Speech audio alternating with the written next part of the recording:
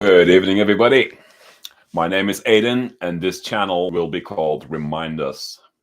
I will talk to you shortly about why I chose to have Remind Us as the name of the channel. That is very deliberately done so. But for now, this video is intended to be a collection of all the reasons why I have this channel, so I don't have to explain in every video little details, if you will. So the first thing I want to cover is I have an accent. Good observation. I was born and raised in Belgium. That is a small country in Europe. And I actually enjoyed growing up there. Um, I lived there until I was 21. And then I quickly found my way to the United States. And that's where I've been ever since. Right now, I live in the state Pennsylvania. And although I haven't stayed, although I haven't, wow. I live in Pennsylvania, but I've seen most of the United States already, just traveling and touring around. So I've really enjoyed that. But like I said, I want to, in this video, cover what this channel is going to be about. And since this is my first video, I can't really tell you yet what I've already covered because this is the first video, obviously. Anyway, I want to tell you a little bit about my life because this channel is called Remind Us. So I want to give you some insight in what kind of live experiences that I've had that makes my voice worth listening to you. I grew up in Belgium, as I said, and my parents, they did a good job raising their child. I was the youngest out of three children. My mom was married before she met my dad. So my older brother and sister are from a different father. They are technically my half brother and half sister. So I remember in my pre-teen years that my sister still lived in the house because I remember when I was scared at night, I would crawl in her bed to hide from whatever thunder, loud rain, loud wind, or noises in my room I couldn't identify. So, as a kid, you have a wild fantasy. So, God knows what you're going to try and do.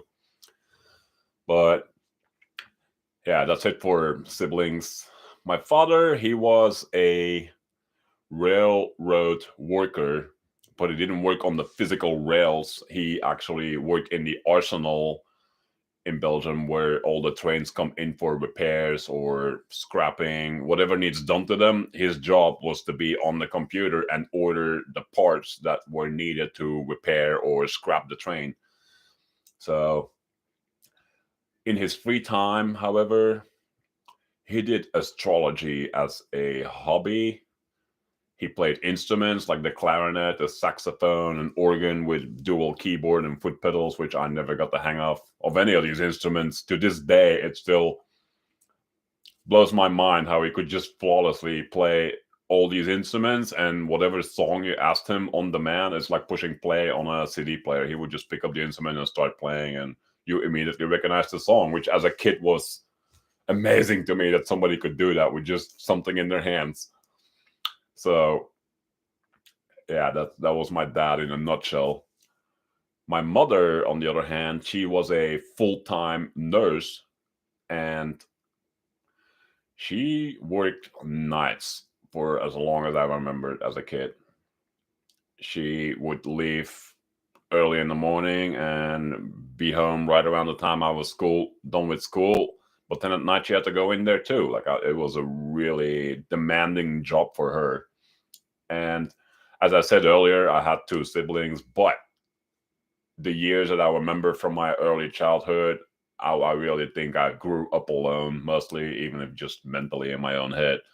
Because my sister was old enough; she was already studying for high school, and always studying, buried in books and whatnot. And she took care of me. I remember that when the few times that I did jump in her room in the middle of the night, scared to death. She never kicked me out like wow invasion. No, she always was a loving sister to me. And even now, I am 38 years old. We still talk every now and then. It's not often, maybe 2-3 times a year, but that's enough for us because she has her life, I have my life, and my sister actually ended up going into the health sector too. She is the coordinator of a large hospital, basically in charge of all the personnel, telling them what to do. And that's a very burdensome job from what I'm hearing. I mean, she loves doing the job, but, everything. The more people you are responsible for, the bigger the burden becomes quickly. But um, yeah, I went to school in Belgium, kindergarten, first grade, second grade, all the way until I actually graduated. But since my channel is a lot about life experiences, I kind of want to throw bits and pieces in here that kind of happened throughout my life, especially when it comes to emotions, because I think that's what I want to focus on the most is emotion, because the way we struggle through life, it always seems that it is linked heavily with an emotion inside of us or an emotion somebody else threw upon us. So that's what I want to cover a lot. So I'm going to cover some little stories that happened to me randomly as a kid and as a teenager. So one of the first things I would like to mention is I was born with 50% hearing loss in both my ears. And it is not a linear hearing loss over all the tones. It is actually, I have almost perfect hearing at the low tones, but the more you go towards high tones, the more deaf I am. So the only reason I want to say that here and now is because in the future of this channel, I'm kind of hoping for Zoom calls or one-on-one conversation, but they would be online broadcasted. So that way people are aware I have bad hearing, and if I ask you to repeat something, it's not because it sounded ridiculous and I want you to say it again. Well, absolutely not. That is all me not having heard maybe one or two words in your whole sentence, and I will just want to make sure I heard what I needed to hear to have a good reply for you. So yeah, that's my hearing. And speaking of my hearing, that has on an emotional level done some things for me, not necessarily happy things. Like the bullying in school. Believe me, my hearing was a huge subject of being bullied. And I felt extra ridiculous because no matter what bullies were saying around me, I couldn't even hear what they were saying. But what I did see, believe me, I learned to observe the world with my eyes heavily, which is also a reason I'm very emotionally observant. What I would see is, the bullies or whatever, they would just be talking to other people and then they would turn towards me and have some sort of giggly response and, oh, that poor dude. Like, things like that. So was I actually physically bullied at that stage of my life? Not yet. But, every now and then somebody would come and scream in my ear because I had hearing aids at the time. But, every kid that gets bullied for whatever, they're going to start hating the thing that they're being bullied for. In my case, it was my hearing and my hearing aid. So more often than not, I stopped wearing them, which had its own downturns because now I wasn't hearing the teacher in the class, and that brought its own awkwardly experience, awkwardly being called on the spot things like, hey, why aren't you listening to me? Or like, hey, why didn't you respond when I called you? Those kind of things. And that kept on happening throughout my entire childhood. So I've made peace with that. Now I'm older, and um, I think I could wear them more confident now. But my problem is, since I am born this way, my brain does not know what normal sound is. So whenever I do put hearing aids in, I think within minutes I start getting a headache that rapidly increases. And with that headache over also comes overstimulation. Like I cannot explain that to you. It's I'm hearing things that I'm not really meant to hear. Like I'll give you silly examples. When I sit outside, I do not hear the wind blow. I do not hear waterfalls because that's a high pitched sound. I won't hear the fan on the ceiling or your box fan leaning against the wall, whatever. But as I said earlier, I learned to hear the world with my eyes and emotions. That's what I actually said. And although I don't hear the wind blowing, I can see it blowing, and I have some idea of what that sounds like because when these sounds are amplified, either with hearing aids or there is wind rustling the leaves, but then there is storm wind where everything just starts making noise. That I can hear, and I can imagine easily what that must sound like at a much more quiet background, enjoyable noise level. So again, I've been observing the world like that, less hearing, more seeing, and that has, as I grew up and started learning what the world is all about and what life is all about, I think that had somewhat of an impact on its own. Like I said, I don't need to verbally communicate with a person to really see or even hear how they're feeling. Now, as an adult, I would actually say I can hear people's emotions.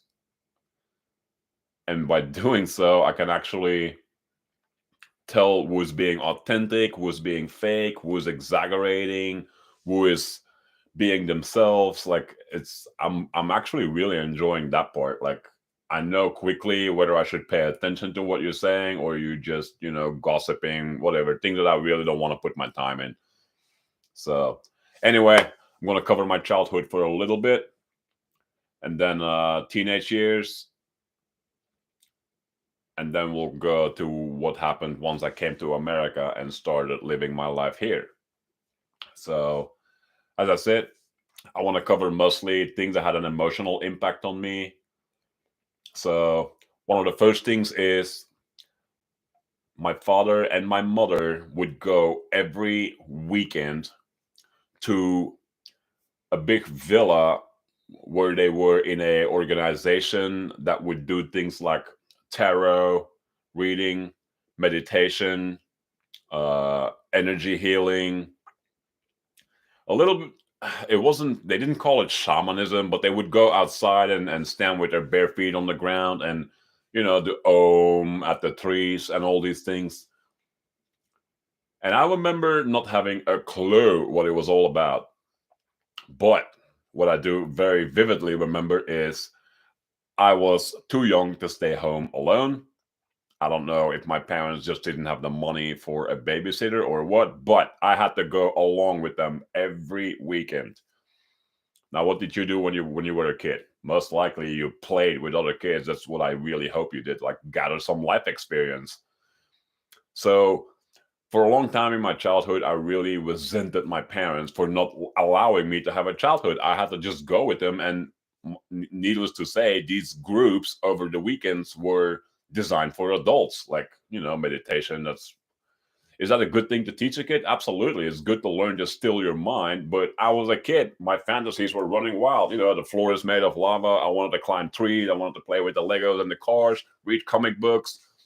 I had very little interest in observing the world around me and interacting with it. Again, I have bad hearing, so talking to me was not very forthcoming. But here I really felt an emotion of resenting the situation, and I had nowhere to escape it. Like I was a kid, I was stuck to my parents legally. I mean, sure, I could have ran away. And that thought occurred to me actually quite often. I did not hate my parents for this. I hated my own inability for not being old enough to do what I really felt like doing. I want to be free. I want to explore the world. I couldn't. I was stuck. And this happened to be an area of my life that I will probably never forget. In hindsight, I don't hate that anymore because now I can see that although I wasn't part of these classes, I was in the room most of the time. Even though I was playing with toys, I was just kind of absorbing bits and pieces. And although I couldn't understand it, it's engraved in your brain somewhere somehow. That's just the way the mind works, I guess. Things that are maybe completely irrelevant, we think we're not processing them, but some part of you is always listening, even if you're not paying real attention to what is happening. So that was one big thing that had a huge influence on my life. Another thing that had a really annoying impact is my parents thought it would be good, and this is good essentially. I'm not saying you're a bad parent if you happen to do one of these things, but my parents thought it would be good for me to pick up some skills by joining a club of some sort. So they sent me literally to school after club, and every time I just felt so out of place. Like I'm not even kidding, my parents sent me to choir. I actually have like a 5 second memory of standing in a room full of people singing, and I think I sang a tone, and the memory disappears from there. I just do remember I did not want to be there. I hated it.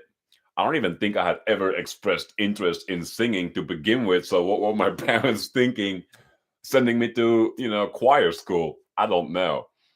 But in hindsight, I can see now, and I actually do want to point out here, I am a father of a 6-year-old daughter, but me and mom divorced, so the daughter lives with mom. I try to see her at least once a month, which is not enough in a long shot, in my opinion. But I take things days, one day at a time. Like I hope for the best and let all the other worries go.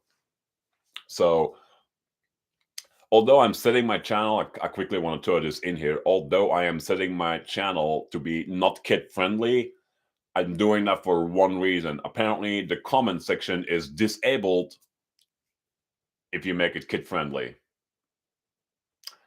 How disappointing. Because I think a lot of what I want to make my channel about would be very beneficial for children and adults and people in the later stages of their life, like retired. As long as you are struggling with something emotionally, whatever that may be, could have been far in the past, could have been far in the future. Are you really enjoying your life? Because as long as you're thinking about life, you're not living it. That is the conclusion I've come to, and I want to teach all of that the way I have, progressed throughout my life. I just felt like I really, really want to start sharing my life, and eventually I want to switch this channel over to helping people one on one. Like I might read through the comments, and if somebody has a genuine question and they would like suggestions, I would love to make videos just for people like you, because that's what I want to do with my life now. I want to help people, and not just by saying, "Oh, I'm sorry you experienced that," and "Oh, let me give you a hug," and "Oh, it will be all right." No, I want to give real practical advice, something you can do actively to improve your view on the world. Really, that's what I'm aiming for. So back to my childhood. I just wanted to cover there. I want this to be child friendly, so I'm going to keep my language most of the time reasonably, simple and happy and upbeat. But not all topics will be great. I mean, let's face it, depression is a big thing in this world, and plenty of people deal with it. I want to cover it. I can't just stick with everything that's great, because what's the reason of this channel? And if life is great, then you should go live it, not listen to someone trying to help you. But anyway, back to my childhood. Yeah, that was a big part. Always having to be around these people, and I do want to cover one more thing there. These adult groups, they would happen every weekend, and these people would always all sleep at the villa. This was a whole weekend thing. Like I wouldn't even sleep in my own bed this weekend every time. But these groups are for adults, and guess what? Most of these adults were married people or couples, and they had children. Since my parents were part of the leadership, like they were actively doing the teaching and whatnot, I was always there. So I don't know whose idea this was, but they couldn't think of anything better than throw me in a big room with all the kids that belong to these adults. So my early childhood, I was hardly being a kid myself. I had to actually look after the children of others. When they bumped their knee, or they started swearing at each other, I had to go do something about it. At the time, it didn't feel like a big responsibility to me. I mean, in my head, I'm just like, oh, we're all just kids playing. But sometimes things get out of hand, and now I'm the one that's responsible for the problem. So that was the most surreal thing I experienced as a kid. Like I had to be an adult to kids while I'm a kid. Like, good luck. It's like a 10-year-old police officer saying, "Hey, you're breaking the law," and he has a badge and a gun. Like, it's the most. That doesn't work like that. You just know that's not right. But yeah, a lot of things happened there. It's part of my childhood. So let me fast forward a bit. I'm a young teenager now, and my parents had stopped just randomly sending me places to gain some live experience. Like I said earlier, the choir, that was a one-time thing, but I don't know why I still remember it. Um, they got smarter. They actually observed what I really enjoyed doing, and instead of just letting me enjoy that, they thought it would be a good idea to put me in a class to make it something I can study and learn. I'll give you a silly example. As a kid, whenever I could, I would go to the local swimming pool because they had a diving board and a slide. And oh my God, did I love it! That was like my moment of freedom to be in the big pool. Like it was 4 meters deep. Okay, we have the standard system in America. What is that? Like about 12 feet deep. That's really deep for, someone that's barely a teenager. But I'll tell you what I would do in that pool. I would go off the diving board, dive in the water, go all the way to the bottom, and lay flat on my back and stay there for as long as I could. And most of the time, I succeeded in staying down there for easily 2 minutes before I even started feeling like, oh, I need air. Some part of me was down there not to die, not to, asphyxiate or nothing, or drown, essentially.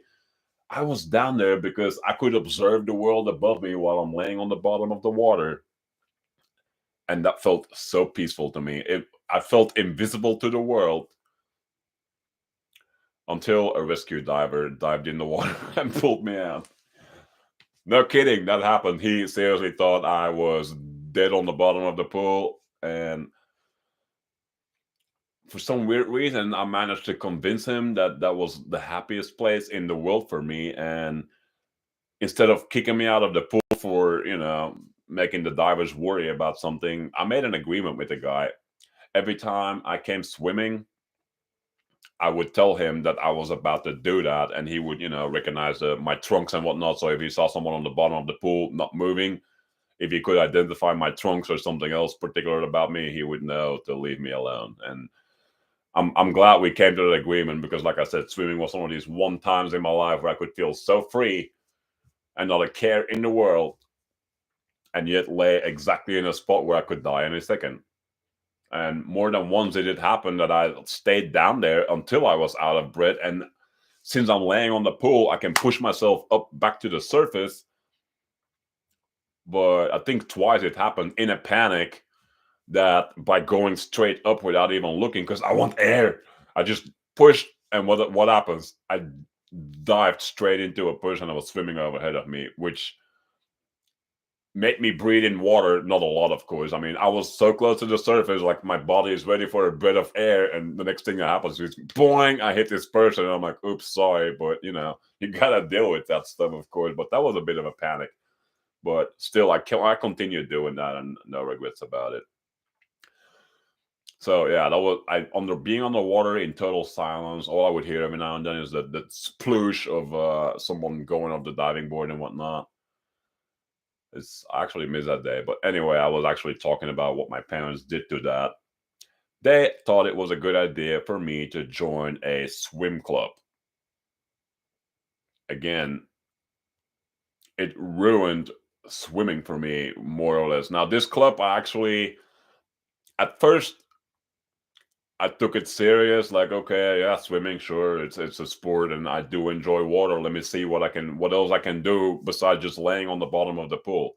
Mind you, I could swim, but nothing, not skilled swimming, like whatever these motions are called.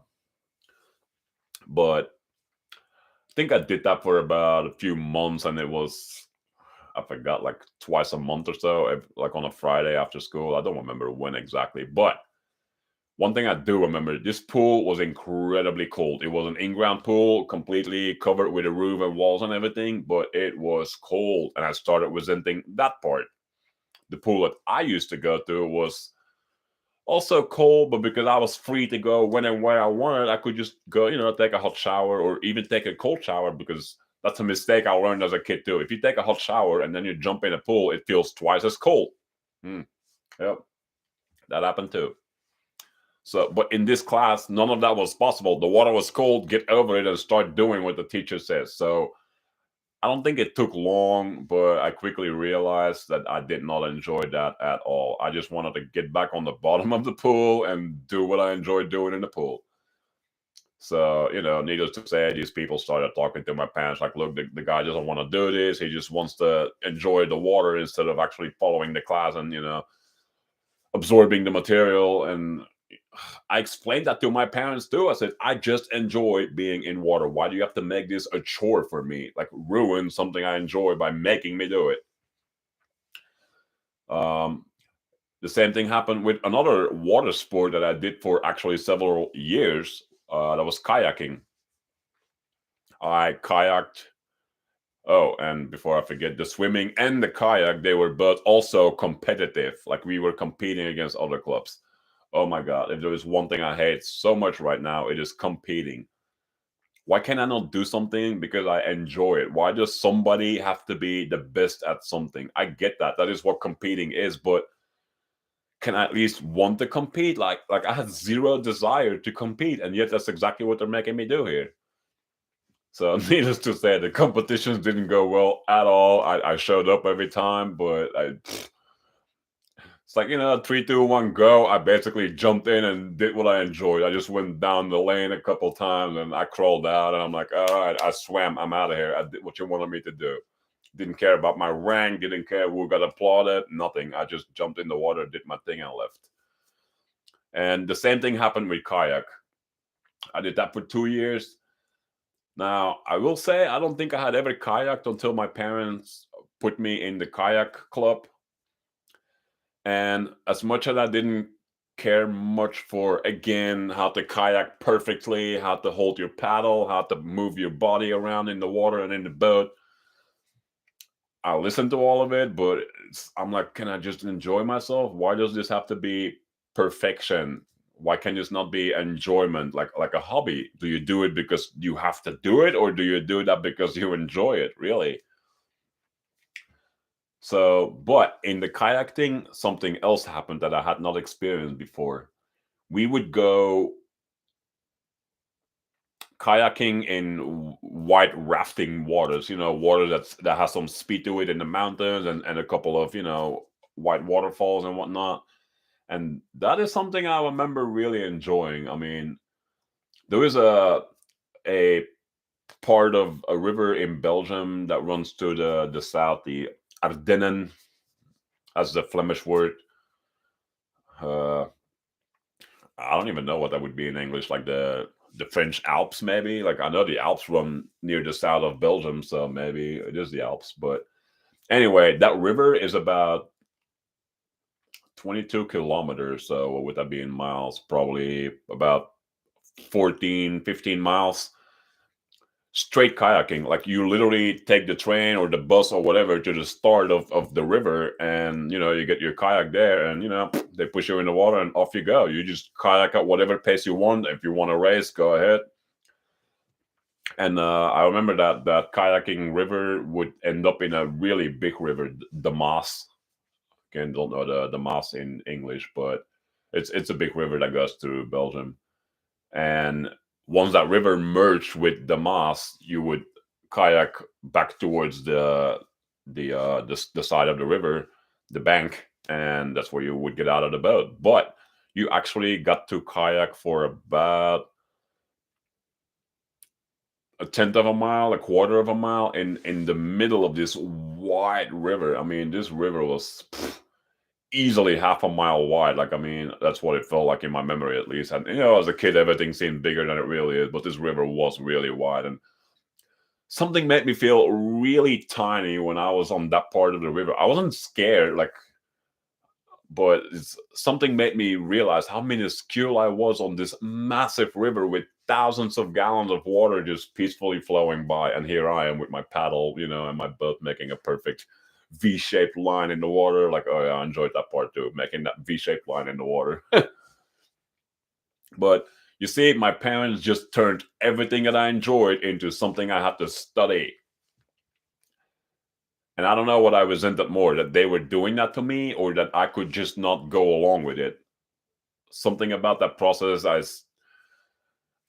I still don't know how I should have interpreted that back then. Like, I know now my parents just wanted me to get some social skill and life experience, and I'm grateful for that. But believe me, when I was a kid, I resented everything about it. Until the one of the last things that they threw me in happened to me, and I want to cover this a little bit too because this ended not so good. They threw me in Boy Scouts. I think that was their way of making sure that I didn't always have to go to these people that were doing their tarot and energy healing and mind reading, all these things. So I could be somewhere else with other kids to play with. See, this again was difficult to me because I was an only child. I didn't really know how to mingle with other kids. And yes, I was with these other people's kids all the time when we were at those villas. But that was different to me. I became personal with these kids because they were there every weekend with me, and I had to play an adult essentially. I was responsible for them. Here in Boy Scouts, it was something completely different. Here, kids were competing for who's the most popular kid, who's the coolest kid, who's the loudest, who's the funniest. Again, I am deaf. I could not relate with these kids at all. And the rudeness that came from some of them, not just towards me, towards each other, like they would just start fighting, even if it was for fun. I could not I could not see the joy in that. Like I just didn't get it. Like it felt rude to me. It felt like a place I didn't want to be. And strangely, what I hated the most about Boy Scouts was getting dirty in the mud. Oh my goodness. I can't. Again, playing in the mud was fine when I was at home with my own toys in the backyard. That was great. But when you're forced to be dirty in the mud, you have nowhere to go because you're in the middle of the wild. I didn't like it. I couldn't clean myself up or nothing. And as kids, you're supposed to be doing that. You just go out and have fun and scrape your knees and bump your head, whatever. You come home with some bruises, and you got excuse me, you got a story to tell. You had a little adventure.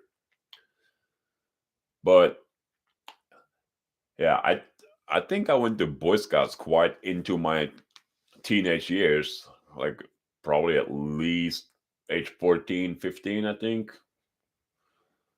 I'm terrible with what happened at which age, but I'll tell you what, I hated it. I hated Boy Scouts, and here is where I want to cover something that was huge in my life at that time. I had a half brother. Yes, past tense. I never really knew him. I only have one memory of him, and this is also a very short memory, like seconds long. Before, I'm sorry, I'm not gonna go there yet. He was the first and only person to ever give me an electronic video game. Now, this was in the early 90s, so video games were nothing like they are now. I mean, this wasn't even Tetris yet, it didn't exist. This was literally a game where you move a car on the bottom of the screen left and right as little obstacles just keep coming towards you. That was the only thing that game could do. But to me as a kid, it was the coolest thing that anybody had ever given me. A simple little video game. And my brother, of all people, gave it to me. He was older. I don't remember how old he was or whatnot. I didn't really keep track of that much. But I do remember venting to my brother about how much I hated Boy Scouts. And here is the fascinating part. I do not recall him promising me that in an actual vocal tone and words, but I know for sure he promised me he would rescue me from Boy Scouts by becoming one of the leaders because he was old enough to be a leader. And instead of us going to these Boy Scout things, we would just take off on our own, not even be near the Scouts whatsoever. We would just kind of, sneak away for the weekend. So I always prayed and hoped for that moment to come. Weeks went by, months went by, it never happened. I was miserable at Boy Scout until in 1994, if I'm not mistaken, my sister, again, that's my half sister, but I'm just going to refer to her as my sister and my brother as my brother, half brother and half sister. Just forgive me on that part. I just, what I've been doing, we don't call each other, hi, half sister. No, hi, sister. That's what I do. Anyway, 1994, I am 10 years old. Back then, no emails, no computers, no text messages. Everything happened over a landline telephone. It was in the evening. I was watching TV on the couch. I mean, I was only allowed like half an hour to an hour TV a day. The telephone rang. I picked it up and I knew immediately it was my sister's voice.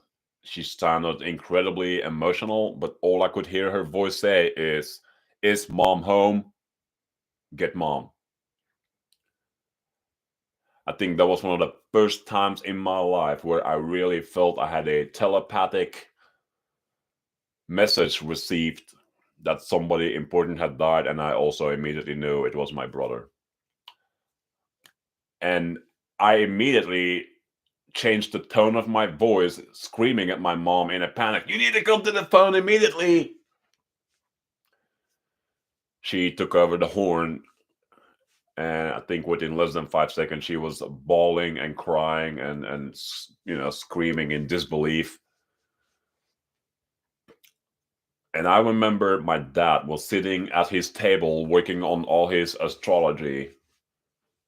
He had no reaction whatsoever. And I'm pretty sure my mom had said out loud what was going on the phone, that my brother had just died.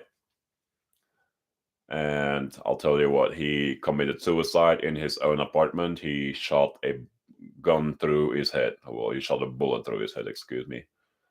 So that is all I know. At that point, I felt like the prison doors were slammed in front of me. Bam, I am imprisoned in Boy Scout for the rest of my life. That's really how I felt. I felt like the only person that had ever promised me some form of freedom had now killed himself. And I felt devastated. First, because my brother killed himself. And second, because now I am stuck for the rest of my life in a place I cannot want to stay. So, anyway, that was a really devastating moment in my life. And I'm going to tell you right now, I think all the way up until I was 21, the thought of suicide actually crossed my mind a lot. Again, I was always in places I didn't enjoy myself. I did not want to be there, and I couldn't leave because I was a minor. Yeah, the thought occurred to me often.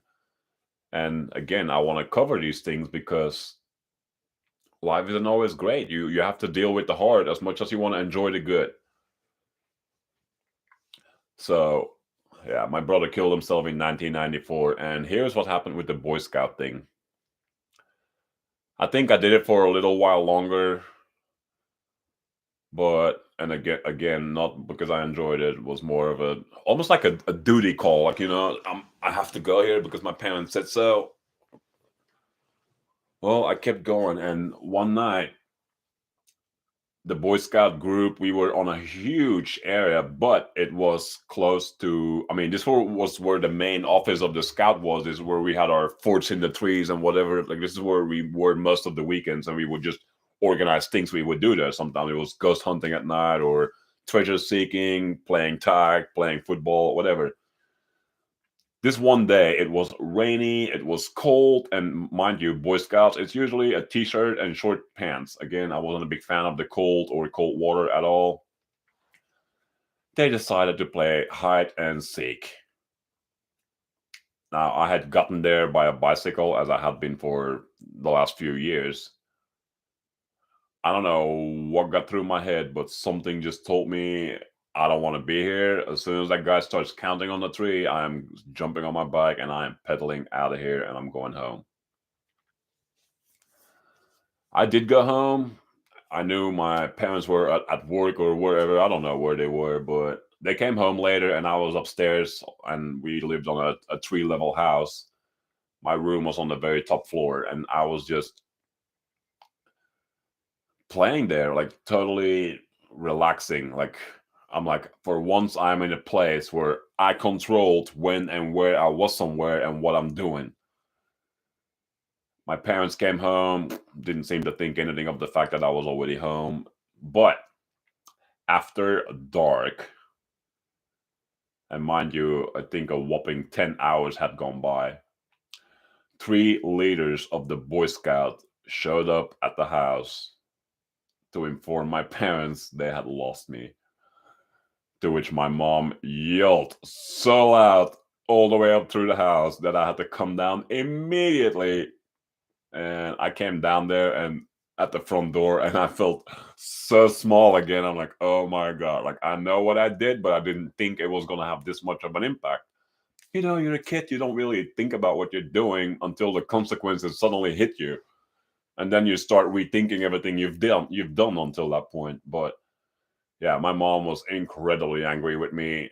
And again, I don't recall anything that my dad did. He was so absent in my childhood. And I mean absent, he was present in the room, but astrology was so big to him that is all I ever recall him doing. I have no childhood memories with my dad, and I'm sure if I ask him what he ever did with me, I'm sure he will tell me a bunch of things. I'm only saying I don't remember it. I'm not saying he never did anything with me. That's a different thing. But again, I don't remember my dad punishing me or go to your room, no dinner tonight. I don't know. We were not a physical punishing family. Like we wouldn't smack someone's butt or sit on your knees in the corner. We didn't do that. It was mostly no food, go to your room and stay there for a few hours or a whole day, or no weekend privileges. And I mean, I'm getting in my later teenage years, so here and there I was a lot slowly allowed to go out. But yeah, that Boy Scout thing really had an impact on my the way I started thinking more about what I was doing and the impact that had. So that came with a lot of emotions. I mean, again, I'm this channel will be your struggles and the emotions that come with it combined. Like you don't struggle with things, you feel emotional about things, and I think you struggle with the emotions more than the thing itself. But we're gonna get there. Like I said, this is just a first video where I'm just introducing myself and telling a whole bunch of my life experience just to cover a lot of it. So that was just mostly my life for sports and hobbies and uh, mischievous things, really. So I want to give a few examples of my first experiences with love, which is an emotion too, I suppose. Um, as I said earlier, my dad worked at the arsenal in Belgium, and this was a huge arsenal. I mean, they probably had a few thousand employees in this one building. And once a year, they would organize something where all the children of adults that worked there could pick a vacation destination, and all these kids would be grouped together to whatever destination they wanted. And since they all work at the rail yard, these people, the travel would be for free essentially. That was just one of the benefits that my dad working for the rail yard company had. But again, I think the first vacation I absolutely hated it, and mind you, this happened only once a year. I hated that first vacation. Uh, and yet there was something there that it involves water that I really enjoyed. This vacation was based on sailing. We went to the island of Elba, and I believe that's the island that Napoleon got outcasted to.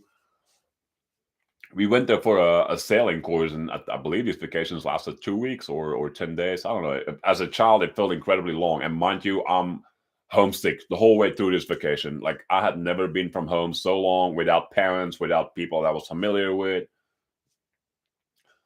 But yeah, that's why I learned to sail. And I think on this vacation was the first time ever that okay, that's not true, not the first time ever, but one of the first time that I'm actually wanting to. I'll talk about this particular incident. I'll put it that way, where I had a relation with a girl that I never said a word to. That's right. We had a visual relation. Like when we were in each other's vicinity, everything was, we were eating dinner, we were having group activities, when we were sailing, whatever, our eyes were interlocked almost the whole way through this thing. And I'm not kidding, until the very end, we never spoke a word.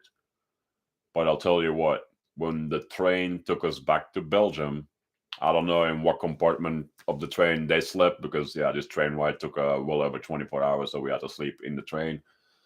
But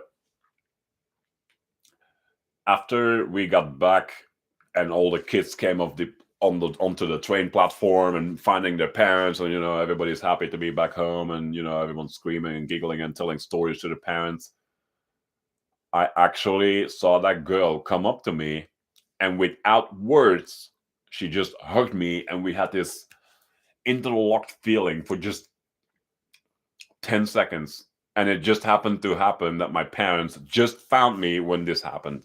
And no, they didn't shoo the girl away. They were actually like, oh my God, our son found the girl. Yeah, it's such a good thing.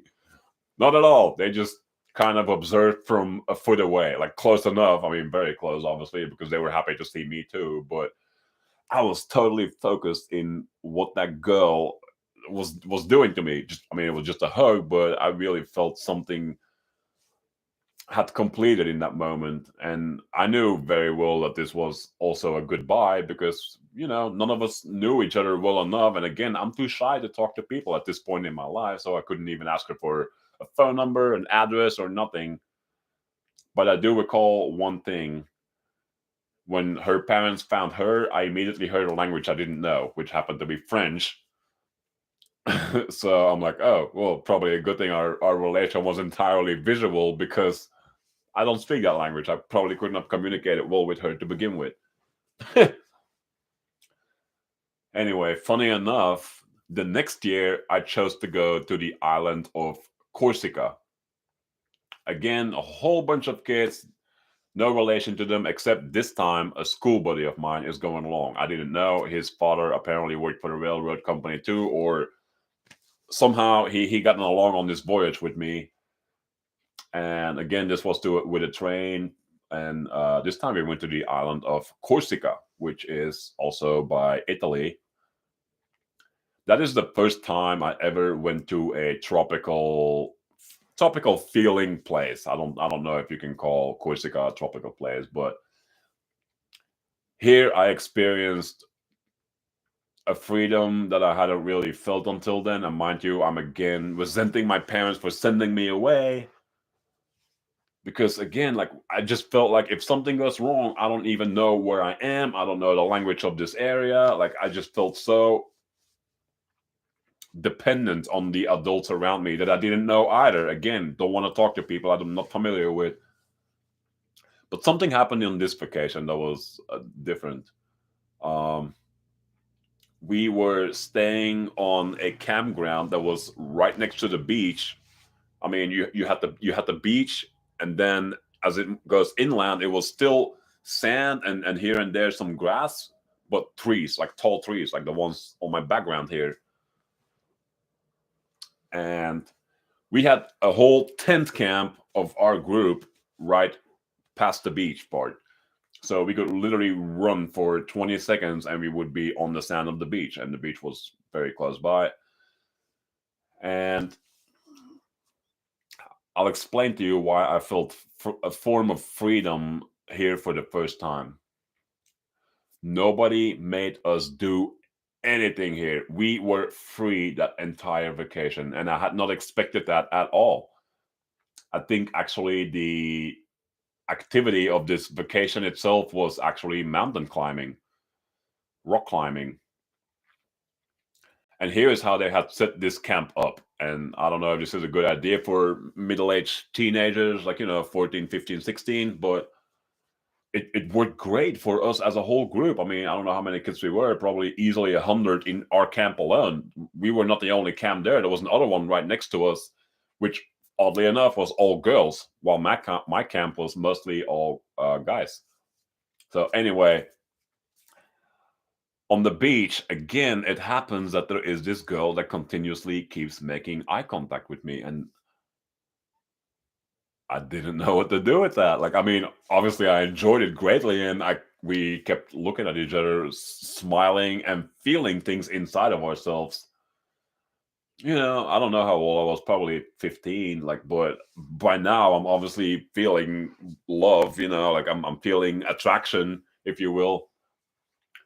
So one day we are having dinner in the camp, and the other camp is having their dinner.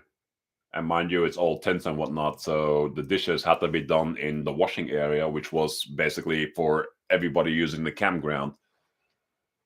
I don't know how I ended up with the dishes, but me and my school buddy, we went and did the dishes together. And lo and behold, that girl is there with one of her female friends also doing the dishes for their camp.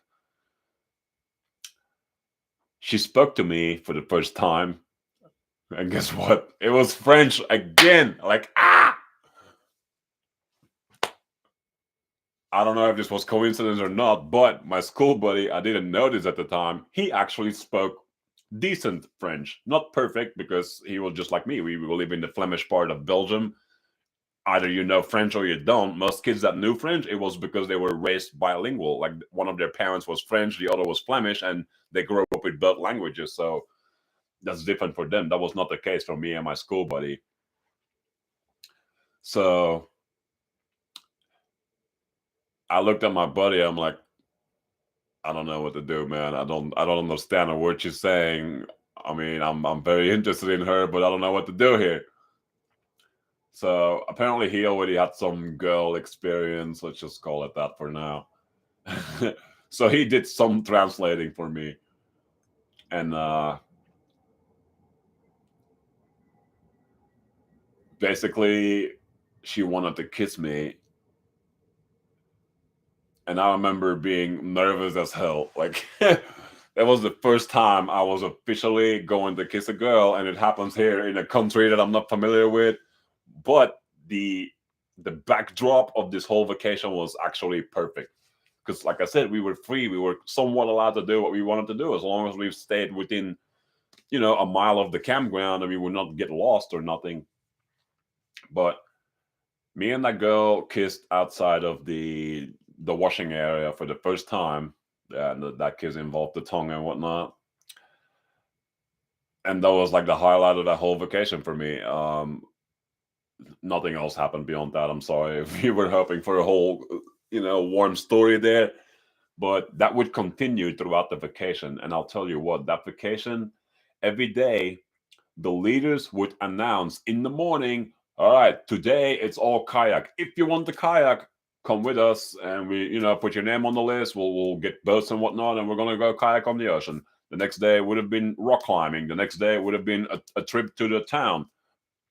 I said no to all of that, and nobody even made a deal out of it. That was amazing. All my focus was on that one girl, and still 99% of it was just staring at each other from a distance. Again, language barrier. We're the boys group, they're the girls group. There was this invisible line, so we didn't really cross that line, but the kissing still happened here and there, and it was just a butterfly experience every time all over again. So yeah, my first kissing happened to be French kissing with a French girl. This girl was actually from France, if I remember correctly, because like I said, my buddy translated some bits and pieces, but again, no contact numbers, nothing at the end of the vacation. This was just vacation love, I guess. I've my early childhood had really strange short romances in it, if I can even call them romances. I mean, my heart knew I was experiencing a feeling of love, but the fact that I had to leave that person at the end of the vacation was a little. It wasn't heartbreaking for me. It was somehow I already took this as wow, I really enjoyed this experience. I don't regret any of it. So yeah, those were some good days of my life. So, by now I'm also in school. I am studying to be a electrician, a master electrician actually, which I did graduate for. I took the seventh year, which was a specialization year, where you could also, I got trained to be an independent contractor, meaning I could do my own taxes and all these things and start a business if I wanted. I had everything to be an electrician when I graduated. But I'll tell you what, when I was going through class, I was probably the best student in class because I loved electricity. For once, my parents put me in the right place. That's how I felt at the time. Like, I enjoyed electricity, but everything was on your desk in front of you. It's like this plank of wood with a couple of hollow tubes, and here a light bulb, here a switch, here the power. All you had to do was pull wires through everything and make it work.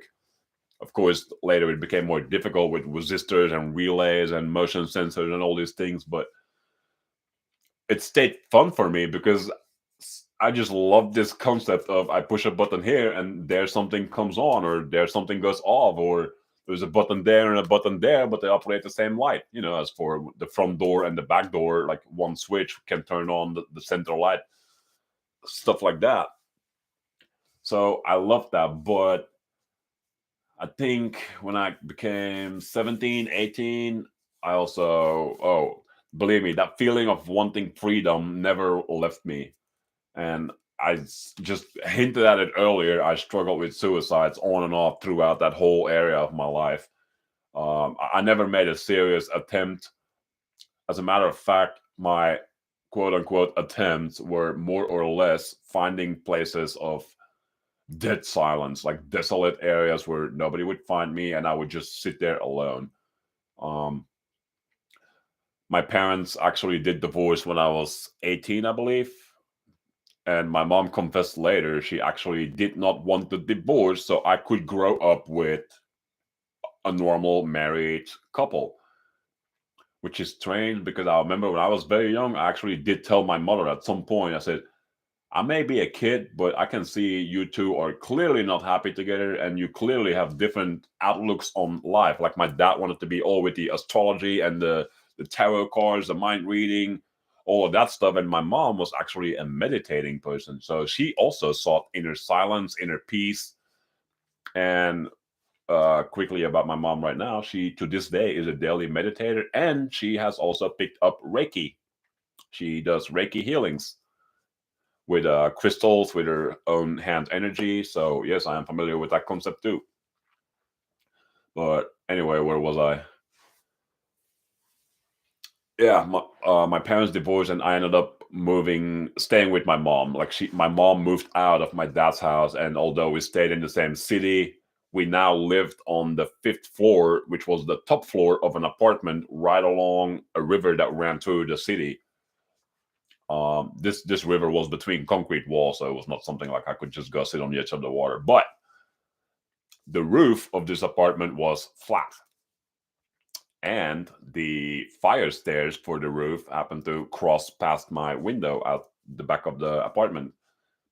So that whole suicide thing there. I just wanted to throw that in there quick. One of the things I would often do was take the comforter and a pillow off of my bed, throw it on the roof, climb up the ladder.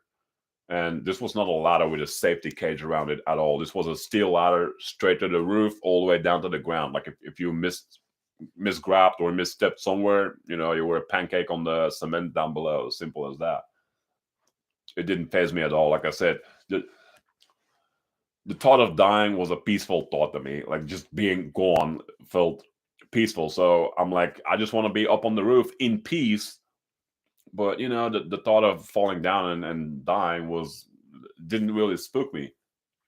Anyway, I would lay on the roof very often, even past midnight, like when the sky was already dark. I could see all the stars, and again, that gave me a feeling of freedom, which I always enjoyed. At times, I would even go up there in the middle of the day and just take some comic books up there because it was so calm, so relaxing. And I do want to say, although we lived in the middle of the city, I don't know if it was because we were so high above the city or because of my bad hearing, but it felt quiet to me up there. It sounded quiet, I should say, and very peaceful and serene. So, yeah, my whole life I had always found spots like that. Another one of my favorites. Those people that I didn't enjoy going to, remember, where my parents are part of the leadership. They had some really tall trees in on their property, and another place I would find myself quite often was the highest branch of the tree that could support my weight. I would literally throw my knees over a branch and my arms over the other, or my back, and I would just try to sleep on there, or well, I should say, take a nap. I never really disappeared for the whole day without somebody knowing what I was at. But yeah, so seeking inner comfort unknowingly, I was already doing it as a young person, not really knowing why. I just knew it made me feel peaceful. Being alone made me feel peaceful. Being out of sight made me feel peaceful. not seeing other people. Yeah, like it's. I mean, that all falls under being alone, I suppose. But it's it was big for me. So then I met a girl in my city through friends from school. Oh, I didn't even cover this part. I went to an all boys school. So all my years to electricity, there was a what's that called, a skilled labor. They taught four skills in the school: electrician, car mechanic, metal worker, and bricks and mortar construction, I guess. So we actually had two girls in the whole school, but there was 200 boys there. So believe me, these girls had all the attention, fighting off the guys. At that age, all we're doing is that's not even flirting or being nice to girls. I mean, I didn't get involved with these girls whatsoever, but I saw how some of the boys were treating them. I thought they were the bravest girls I had ever seen, to be wanting to learn a skill in a highly male-dominated school. Kudos to them. And now I actually, well, not anymore, but after we all graduated, I know one of the boys from the school years did marry one of those girls, and I was friends with that boy. So, well, I still am to this day. So I'm actually glad to see something great came out of these girls.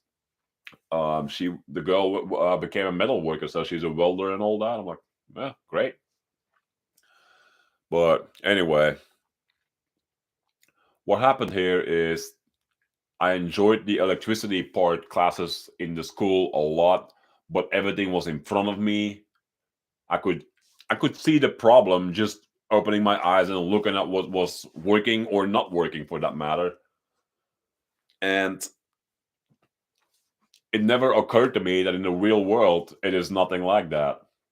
So in school I excelled because I actually enjoyed it. But I think around age 17, 18, yeah, close towards 18, I started learning that finances are a thing, and I got a weekend job at a local bakery. I liked that I was making money for the first time there, and I hated it because I had to be there at 3 in the morning. And my parents had also started allowing me to go hit the clubs with some school buddies. And guess what? I went from drunk. Yes, I got drunk too when I was young. Drunk and stupid, riding home on my little bicycle in the middle of the night at like, I don't know, 1 a.m. Crawling in bed, drunk. And when I was out, I was out. And I think 1 out of 3 Saturdays, my bakery boss would call me screaming at me, "Hey, it's 5 o'clock. Why aren't you here yet?" And he could clearly tell I wasn't only asleep, I was drunk too. I don't know how he put up with me because this was a very small local bakery, but the work was plenty, believe me. It was just the baker, his wife, and me. So if I didn't show up, these guys were on their own and they were feeding a few thousand people. I mean, I'm baffled how they actually managed to do that. But anyway, so it was again enjoy hate, like yeah, I'm making money. This is a step towards my freedom. And then on the other side, like God, I hate waking up early. I hate that I'm always. This happens to coincide with my one moment out into the free world, out with my buddies in the club. Like it was weird, but I survived it. Obviously, I'm still here. So, um, yeah. Oh, school. Yes. What happened is, what's that called when you're still in school? Oh, apprenticeship. I think when you're still in school and you, uh, 1 day a week or something. That's normally a school day. Instead of going to school, you're actually working in a. Well, for me as an electrician, as an apprentice with another master electrician, and I, I cannot say that I enjoyed it. I surprisingly, I always showed up on time for that 1 day of work, and believe me, that was really early too because Apparently, skilled labor workers, they start their day really early, like 6 o'clock in the morning, sharp. You got to be there, or the car leaves and you're not on it. Too bad, you're not getting paid. But things happened there, and part of it was my hearing again, and I wasn't even aware at the time. But we were working on a roof. I don't remember what we were doing on the roof. I mean, it was definitely electricity work, but the electrician had called my name several times while I was slowly working and doing my thing. Mind you, it's all new to me. I'm on a roof again, not necessarily against my will, but not pleasantly either. Like, it's cold up there, it's windy. And eventually he comes up to me. It's like, "Are you ignoring me? I've been calling you for the last 10 minutes. Like, we're on the clock. We're getting paid. Why can't you just respond to me?" I'm like he thought I had done that intentionally. Like, he thought I was pissing him off personally because I didn't like him or something.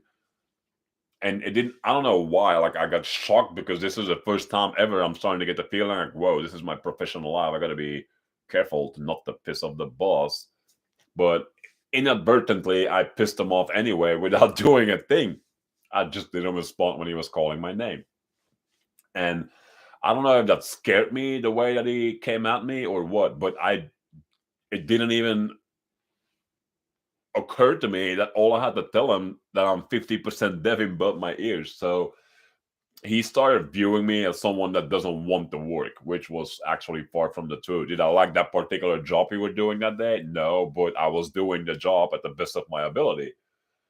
But that immediately caused friction for me. So um, I got another weekend job, apprenticeship, and there it went better. At least this time I was smart enough to tell them, "Look, bad hearing.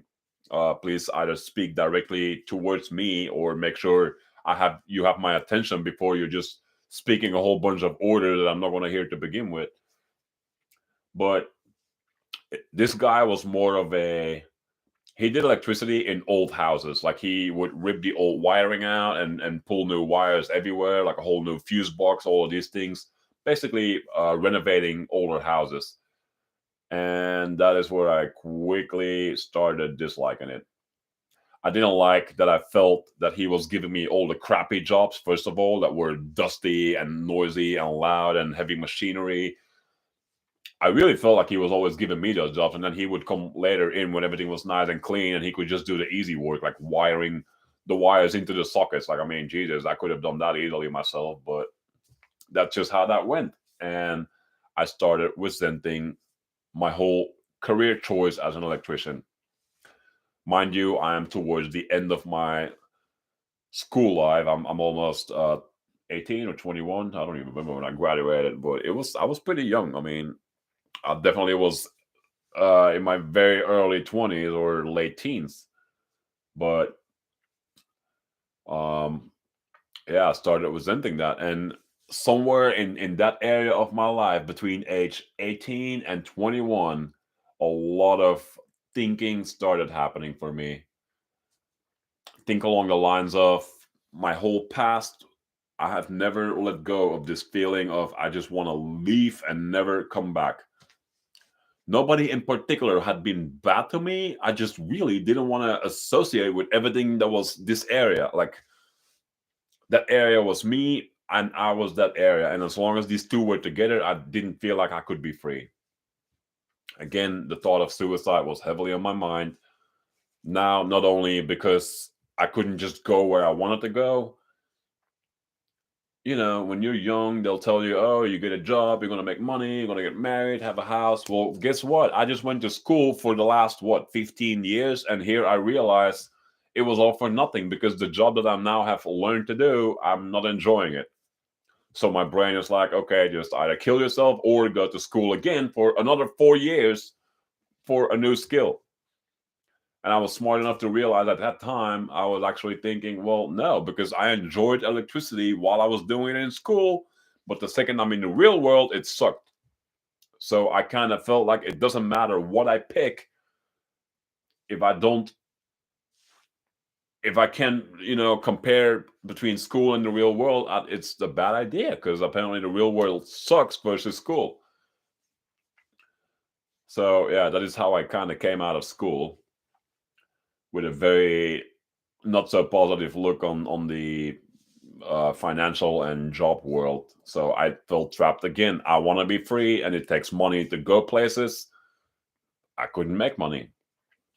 So I did do electricity in 3 houses all by myself because, as I said, I graduated. I was a licensed electrician, but it still sucked because these people had bought houses, and one of them happened to be my nephew. Had bought houses, and they wanted different things done with the electricity, or their electricity got downgraded and it needed repaired, or before the inspector would say, okay, you're good to go, you can live here now. But my nephew was not the case. His house was everything was fine. He just wanted to do a whole bunch of renovations on his upper floor of his house, which was all the all the bedrooms and one bathroom. And he asked me to do it.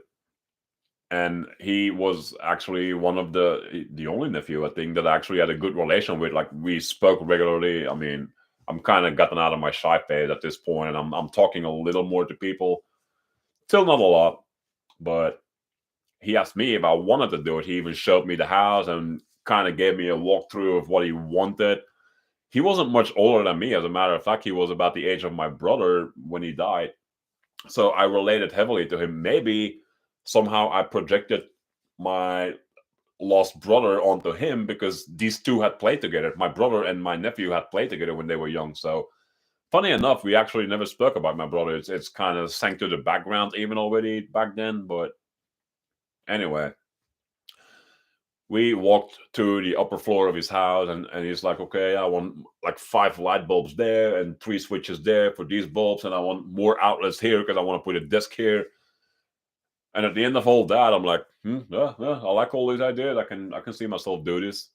He goes, how long do you think it'll take? I said, I don't know, 3 weeks, a month at the most. Little did I know that behind the walls it was all stone and brick and cement and mortar. And we had to draw all new electric lines from the fuse box in the basement, the garage, all the way to the upper floor.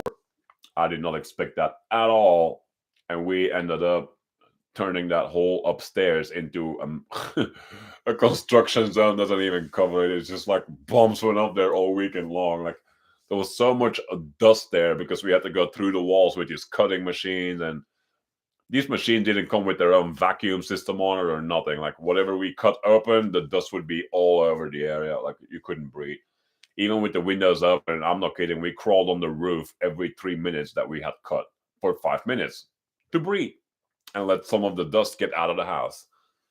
So, needless to say, this did not take a month. It took almost a year, I think, because we just could not progress again. Like, the crap we had to deal with. Oh my god! Like, and I don't know if I was just stupid or just so driven to make money that I took another job, and this was not just the upstairs. This was the entire house, every floor level, and everything was being redone: the plumbing, the electricity, the floors, the ceilings, the walls. And still, I could not work at a fast speed there. I just, in school, everything was right in front of me. Here, I had to think so hard. I mean, in hindsight, it was really simple. Okay, a tube needs to go from that place where a switch will go into the ground towards the fuse box or towards the ceiling for the light, wherever. But back then, it was really difficult for me to comprehend that for some reason. So again, the plumber was done, everybody was done, and I was still clumsing around there. And the guy that owned that house, he was not happy at all, which made me feel even more sad and even less motivated to keep showing up to do the job. But you see, like, my whole life is like all these weird pileups of emotion, and the underlying feeling of freedom is all I really desire now. It just never left me. And here I am, 21, and it's still there. Like, I just wanted to leave again. Where to? I have no idea. Even dying by falling off the fifth floor of the apartment was a good solution to me at the time. It was a way of leaving. So, um, I did eventually uh, get in a relation with a girl. I've been in lots of relations, even in Belgium. I don't know if it's a good sign or a bad sign, but um, mind you, I am emotionally stuck. I really feel trapped in this country, trapped in my body, trapped in my whole life situation, the lack of freedom, especially. This girl, I dated her for a while, and at some point, she said something to me about au pair. I'm like, what is au pair? She's like, well, it's this thing where you get invited to a different country to go live with a single parent, and they're looking for a full-time babysitter. So essentially you are a live-in babysitter. And I'm like, oh my god, no, not kids again, because I've already had to deal with for years with other people's kids, and it was just I went through it, but now that I was free from that, it's like the last thing on my mind was going back in that direction. So my first reaction was an utter and resounding nope, not gonna happen.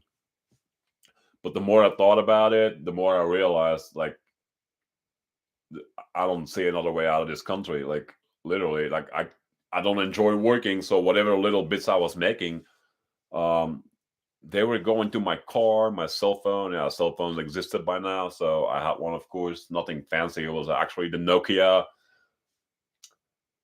3310. Then later, I got the Nokia 3210, so 3210, and those were surprisingly, in hindsight, actually my favorite phones in my whole life. I mean, I got an iPhone now, and smartphones are great, but they also hog up your entire free space. Like, every time you're free, how often do you check your Instagram, your Facebook, YouTube? You're on YouTube right now. See what I mean? Like, it's every free moment. Are you actually enjoying life, having life experiences, or are you just entertaining yourself with pictures on a screen? Um, but yeah, my money basically went to little things. I even, oh, another thing that was actually expensive for me back then, I lived on the top floor with my mom in her apartment. I actually bought myself a really big water bed. I don't know why. I'm like, I enjoy water, maybe I'll enjoy a water bed. But this costed me a lot of money back then. I remember working like 4 months just to afford that. It was crazy. Just a bit. Like, mind you, my mom is owning the apartment, so she's paying, electricity, water, all the utilities, even the groceries. And I remember at some point she even said to me, you're an adult now, you are working. It would be really nice if you start helping with, picking up some of the house bills, the apartment bills, essentially. And I don't know why. Now, as an adult, believe me, I know very well what she was asking for was the most reasonable thing. But until that part of my life, I had never considered that living somewhere takes money. So here I am thinking, wow, I can afford my car and my cell phone, and that's pretty much all the money I got left. Well, like, yeah, hit the clubs. And suddenly she's telling me to, I forgot what she asked for. I'm just going to make up a number right now, 500 euros a month. I don't know what that is in dollars, probably about 600 a month. That's a lot, but to me, that felt like a death sentence. Like, oh God, I'm going to have to give up my car to live here. So this pressure of wanting to leave just grew stronger every day. So the thing that girl had talked about, the au pair thing, where you go live with another single parent and watch their children while they're working, and pick them up from school and all that, it became appealing very quickly, and that is essentially how I ended up in America. I signed up on the au pair website, and in movies, when they go like, oh, where should we go on vacation next? I don't know. Okay, let's just spin the globe and throw a dart, or throw a dart at the map on the wall, whatever. It really felt like that. I had no intentions of any direction of where I wanted to go. Like, I hadn't really studied geography too much, so I didn't even know what area of the planet would be suiting to me. But all the movies that I had seen were all made in America, so my mind kind of felt familiar with America. And surprisingly, I spoke decent English. I'll tell you something funny right now. I was allowed 1 hour of TV, and guess what I watched religiously? The Simpsons. Yeah, that's all I watched. And in Belgium, The Simpsons would be on television with the same voice and language as in America. So it is the sound is unaltered, but we have the Dutch subtitles on the bottom. So excuse me, Flemish subtitles on the bottom. So for years I was hearing English, but I was reading my own language. So although I had never interacted with anybody in English, I actually picked the language up like that. I'm not kidding. Never picked up a English dictionary. I never went to English class or nothing. Even in school, we were given 2 hours of French a week. So my French is very basic, like bonjour, bonsoir. That's about it. I mean, I'm exaggerating, of course, but yeah, English was coming pretty natural to me. So after signing up on that website, it didn't take me long to talk to a few people. And yeah, a single mother in America contacted me in Pennsylvania, and that is how I came to the United States. And at the time, it really was intended. Au pairs, they usually do this for a whole year. At the time, it was intended like that. I would go for a year, come back home, and imagine this as a parent. Your kid suddenly disappears for a whole year without any planning whatsoever, without consulting, nothing. It almost happened like that. I think I gave my mom like a 3 days heads up, like, oh, by the way, I'm going to America for a whole year. Like, she didn't scold me or nothing. I think some part of her always knew that I was very unhappy, and for once I was making a choice that was entirely my own doing. I think some part of her just felt like she should just allow this without any judgment. And I still to this day praise my mother for just not making that hard on me or fighting me over it. Um, Mind you, she lost a son to suicide, and my sister lived 60 miles away, which isn't insanely far, but it's out of sight almost. I mean, it is out of sight, but it took travel to meet her daughter. And now me, I'm moving to America. So I don't know if my mother was a strong person or she was smart enough to know when somebody needed something and to step out of the way for allowing that to happen. Like, I have said that out loud to her already. I live in America, of course, now. So um, I don't keep social media accounts, but I'll tell you what, I have always kept Facebook for the messenger part. So I don't use Facebook, the website anymore, where you can scroll through whatever people are saying and all that meme crap. Sorry, bad word, crap. Anyway, God, I started hating it. Like, I think 5 years ago, I officially said goodbye to every social app out there.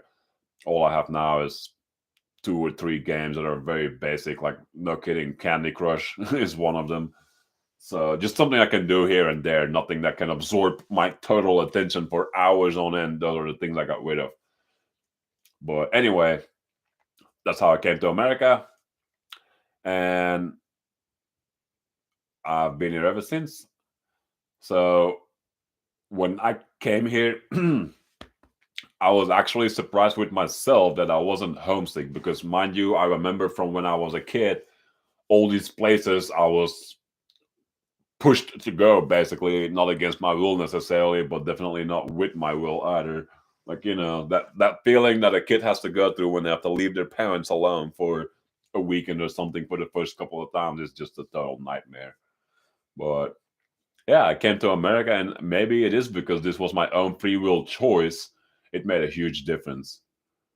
So um, I moved in with the mother as the full time babysitter, and it turned out that she had actually lived in France as a French English teacher. So she was actually familiar with the part of Europe that I came from because, believe it or not, France and Belgium, they touch border. And if I drove south 30 minutes, I was already in the French speaking part of Belgium. Like, I mean, I I didn't have to get far to bump into a language border. If I drove an hour to the west, it would be German. If I drove an hour north, it would be Dutch from the Netherlands, which is we could understand each other, but it is kind of like hearing somebody from the UK and someone from the United States. You both speak English, but you can tell almost within seconds where you're from just by the words you're using and the way you structure your sentences. So yeah, that's I went through all that stuff too. Believe me, it's but yep. So once I learned more about the kid's mother, um, we found out about each other. Like I was happy to be out of Belgium and surprisingly not homesick. So part of me was starting to slowly consider just staying in America, like permanently. Although this thing was meant to be a 1 year thing, I quickly started making it clear, like, yeah, I think I want to just keep on living here. Um, so me and that person made some arrangements and agreements. Like she, my God, like talk about a godsend. Um, we I married the mom so she could get a European citizenship and I could get American citizenship. I mean, there was a relation going on. This is not like a let's get married for papers and pretend we don't exist. No, this was a genuine attempt at making, everybody's dreams a reality here. But early on, I started to realize there was some weird things going on there. The father of this kid, I think he was going through a similar situation that I had gone through when I was younger. And I'm 21 when I came to America. Uh, this woman that I married, she was 35 or 36, I believe. So the father was in his 30s too. And I could see he had the same issue. And I rarely met him. I think I met him like 4 or 5 times. But that kid had a reaction to his father almost like I had a reaction to my brother. He's going to save me. He's going to end all my misery. He's going to, we're going to escape together. This kid was being bullied in school too. So we thought. It turned out in the end that he was actually the bully. I didn't know what to do with that, but he was an incredibly aggressive kid. It became so bad that he made a couple of aggressive attempts at really physically hurting me.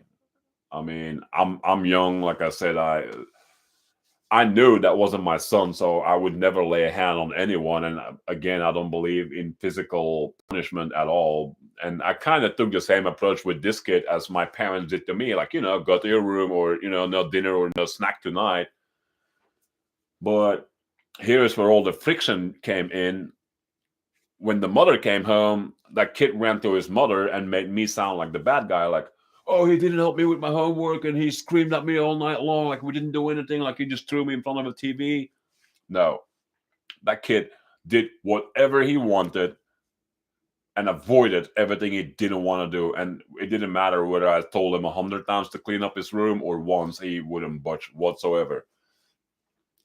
And somehow the mother took the side of the kid.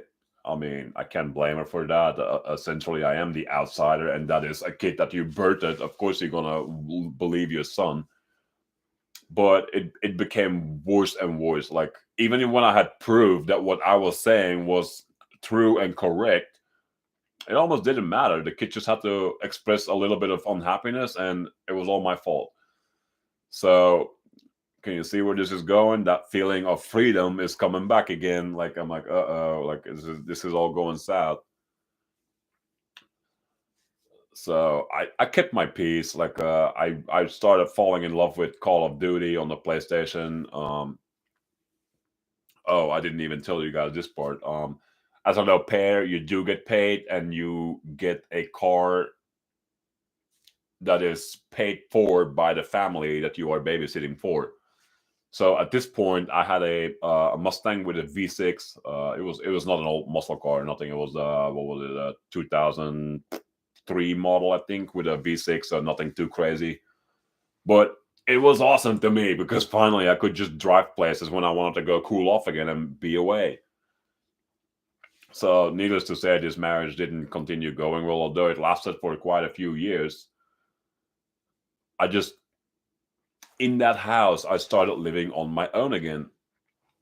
And I wasn't necessarily happy for that. I mean, I just finally felt like, wow, I escaped finally from Belgium, and Belgium never mistreated me in particular, but that feeling of freedom finally felt fulfilled only to realize, is it? Like, am I really free now? No, because now I'm stuck with this family. Again, I'm not legal yet, so I can't just go wherever and disappear from this place. I had to stick around.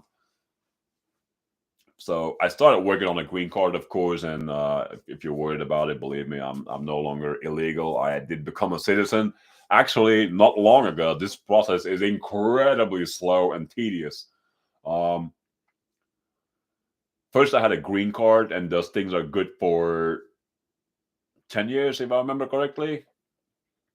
And um, to renew the green card, oh my god, I forgot how much it was. I don't know why the number $1,000 comes up in my head. Just to file all the paperwork, and you have to get your fingerprints taken, a picture, all these things.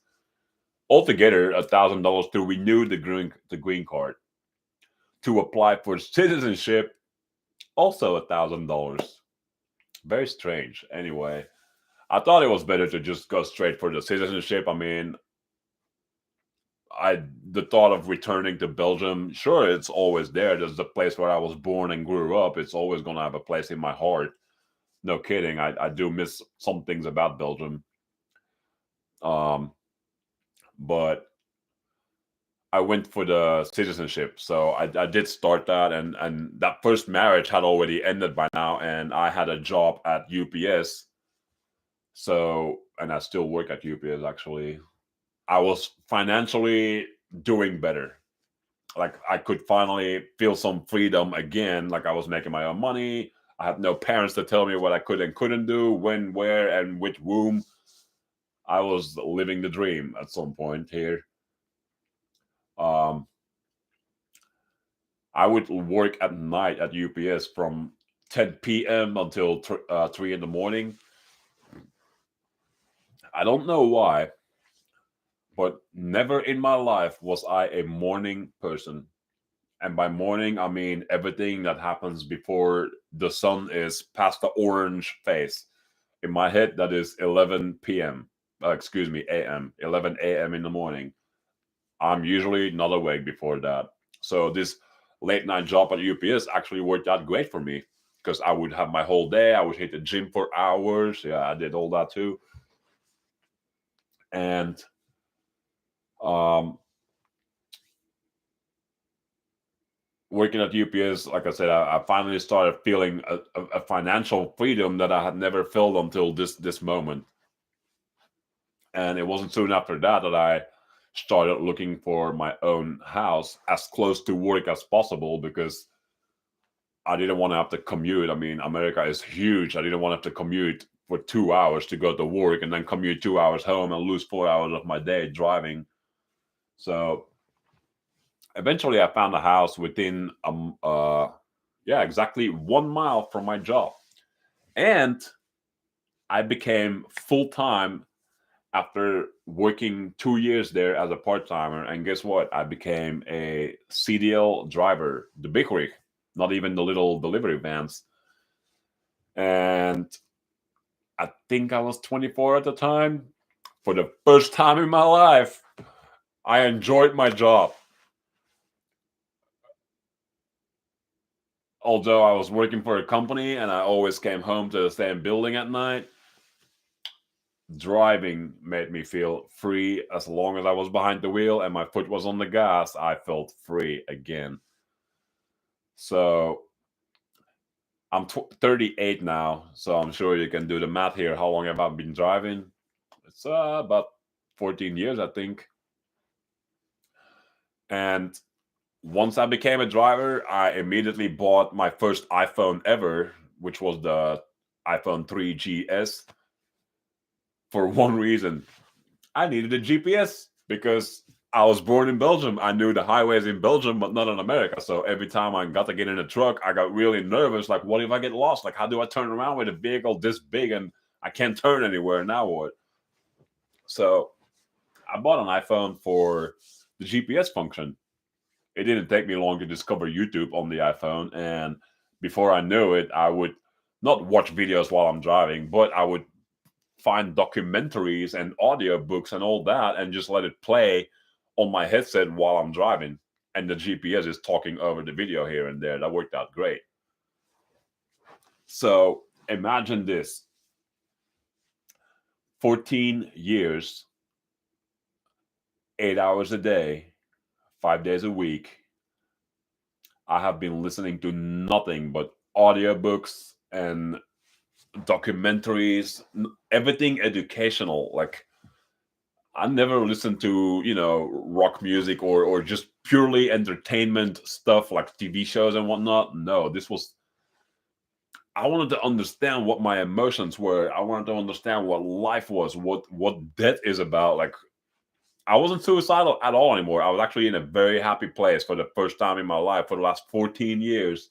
So now I was actually trying to come to terms with, why was I actually unhappy in Belgium or with all the stuff that happened to me? And now, after 14 years, I have found, I mean, in the last 10 years, I've been finding the answers one after the other. And I finally feel completely free from everything that could make you miserable, even my own thoughts. All these Eastern gurus and masters and channels, they all say it. Ego is what keeps you trapped in your mind. I don't know how many times I heard that, and never did I actually grasp it until I started working on myself and all the gears fell into place. As a matter of fact, I kind of want to say the gears just fell out of my head and my whole body. Thinking became unnecessary. And that now sounds like I'm a stupid person. No, it is. I am now living in the moment every day. Like, anxiety, depression, all the emotional states that are based on thoughts are completely absent. When I need to think, like, okay, I'm going to the grocery stores, what all do we need? Do we still have toilet paper or paper towel or, dishwashing soap, whatever? Like, I can think, obviously, clearly and logically, but the drama style of thinking is completely gone. And that has been the biggest liberator ever. If I were to lose everything in my life right now, I would still be a free person. Like, I cannot explain how I feel and how I got this way, but that is why I wanted to make this YouTube channel. It's been an hour and a half and we are finally there. Like, why am I making Remind Us?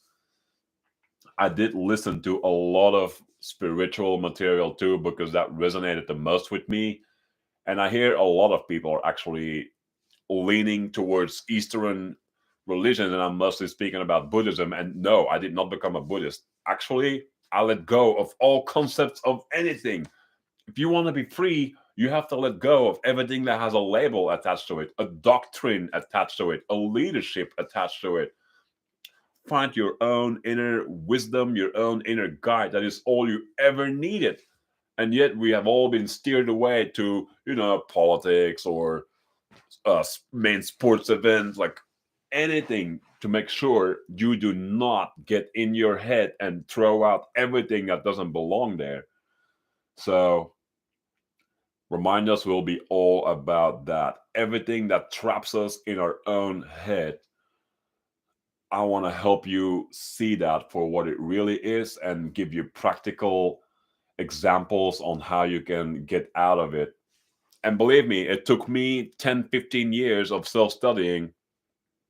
Nothing happens overnight. It's always one step, is all it takes to start a journey. And I want to be there to help you find the place to put your first foot down. So Remind Us will be, I took Remind Us because first I was going to call it Remind Our Souls. Remind our souls why we are here. Remind our souls what is our purpose. Remind our souls, where do we go? What is life? What is death?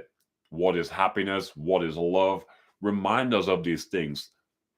because we have been poisoned with so much make believe from movies and social media.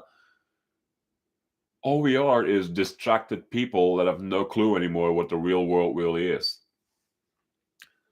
So my channel is going to be mostly about that, covering things that make us feel and experience and live life. And if anything makes us get stuck in our head, which is just about everything, there is a way to get unstuck. And we're going to find that way together. I found that way for me. And honestly, this channel is just me wanting to really pay it forward. And I'll tell you one more thing before I end this video, because we're coming close to 2 hours. Jeez. Um, I want to help people in real life and through this medium here, YouTube in this case. But as much as I love my job, I am willing to consider doing this full time if it becomes a good thing and enough people find the channel and find my material interesting enough. I think I would be willing to either let go of my job or go back to part time and do this full time. So, what I want to actually say about that is um, I watched roughly 30,000 hours of YouTube. And the thing I hated the most is a commercial every 5 minutes. Like, I'm driving a truck and I have to hear these things I don't want to hear. So, I mean, I'm not going to lie. I would hit skip while I'm driving. I mean, it's not the worst thing. I mean, you tune the radio by touching it too. I didn't think hitting skip would be a big issue. But I would like to monetize my channel, not to become rich or easy money. No, I really genuinely want to help people. And if I could give up my job to help people, that's a trade I'm willing to make. But obviously, I have a house, I have a car, I have bills. Money needs to come from somewhere. I'm not broke or near broke by any means, but contingency, there has to be a plan. So I'm thinking of two things. One, believe me, I watched a whole bunch of videos on how-tos on YouTube, what to do if you make your own channel, and I'm not gonna bother too much at the beginning with editing videos to cut out all the awkwardness and all the mistakes and the pauses out. No, like, people make mistakes. Why does everybody video have to look so perfect? That's probably why a lot of people are afraid to even bother making their own channel. They're afraid that their little imperfections make them unworthy of even bothering. But I took the advice of a few guys. They said, start hitting record and put videos on YouTube. Boom. Here's my first video. Anyway, back to the monetization. I'm thinking two things. Either I intend to do both, although I haven't done either yet. One is monetize YouTube. I intend to make videos that are between 30 all the way to 90-minute videos. And if I'm going to allow YouTube to monetize my channel, I'm going to make sure that the commercial is at the very beginning and at the very end. And if it has to be in the middle, it cannot be there more than once every 30 minutes. So I really don't want, I would like to be a voice that you could enjoy listening to while you are doing other chores in your house. Or like me, you're driving your vehicle down the road and you just want to listen to something. I want to be a relaxing, soothing, calming voice that you can just listen to, whether it's on the evening or, like I said, on the job. If you have a job that allows you to listen to the radio or whatever. If you would like to listen to this instead, I would be honored, of course. So yeah, I want to keep the YouTube commercials to a very minimum, and if I can, put them at the beginning and the end. That way, once you hit play, you just skip that first commercial and you can just listen the whole way through without interruptions. I would love that. The other thing will be making a Patreon and PayPal, whichever. I'm not gonna lie, I am no fan of computers and technology. As a matter of fact, I prefer being in the real world. Give me a hammer and nails, I know what to do. Give me a mouse and a keyboard, I do not know what to do. I can just search things on Google and on YouTube. the very basics, and write emails, simple things like that. But like this webcam thing, my God, I'm glad I just had to click record and it's working apparently. But yeah, I don't see myself doing heavy editing and putting sound effects and all that stuff in there. I do would like to make a introduction thing, like when the news begins, there is always the globe with the name of the channel spinning around it or whatnot. I would like to make some sort of introduction video so there's something familiar the way my videos start. So yeah, monetization, that is something that I'm hoping for. And like I said, I do not want to chase rich and fame. I just want to help people. And I do that in my actual life. And I know it's near the end of the video. It's a little late to throw that in here. But so far, I've been married twice in my life. I've probably had a few dozen relationships before and after the marriage. And having found that inner freedom, no one's been able to take that from me again. No one has been able to make me feel like I'm not free anymore. And I'll tell you what I've been adopting in the last few years: polyamory. Yes, I gave that a try, and I must say, so far, I am actually quite content with it, because I'm not only insisting on my freedom, I insist that everybody is free from any limitations. And I'm not going to go into it too much now, because that's exactly why I made this channel. I want you to feel and live free.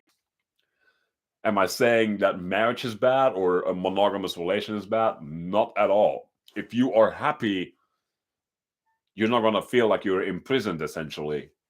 So free, it's going to cover a lot of grounds that you might not essentially look at as, oh, this is freedom. I had no idea. But yeah, like I said, don't want to go there. But yes, in the future, expect some form of monetization or commercials. And I do want to say this one last thing: you cannot monetize your YouTube unless you have 4,000 subscribers, and all these people combined are watching, I forgot the number, 4,000 hours all combined a month. So yes, please subscribe if you wouldn't mind, and click the like button. That way the video will hopefully get suggested to more people on YouTube. And I intend to start making videos very soon. My goal would be to make several videos a week. I might go for one video a day. I don't know yet, because it's all new to me. So my intentions are really good. I want to help people. Simple as that. As many people as I can. And I think this will be my medium, YouTube, right here. So we'll see. I hope you enjoyed this talk. I look forward to any comments. And as I said, in the future, I will read the comments and base my videos on the comments. If anyone is struggling with any particular thing in their life, those are the comments that I will focus on the most and make videos on based on those things. So again, my name is Aiden. It was nice to be your company for tonight, and I hope to hear you all again soon. See you all again soon.